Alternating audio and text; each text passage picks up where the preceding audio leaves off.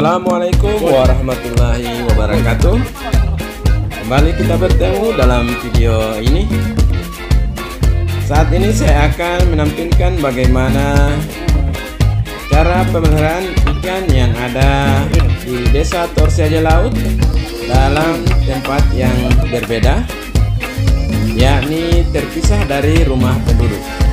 Oke, kita simak sama-sama bagaimana dari penyiapan makanan sampai memberi makan ikan-ikan di tempat pemeliharaan yang terpisah dari rumah penduduk. Selamat menyaksikan.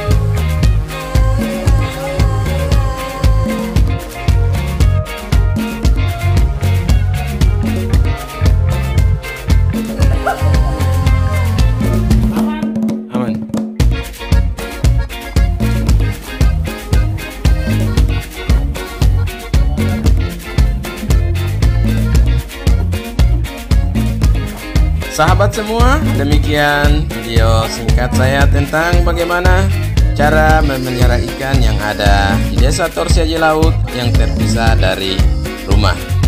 Sampai jumpa. Assalamualaikum warahmatullahi wabarakatuh. Dadah.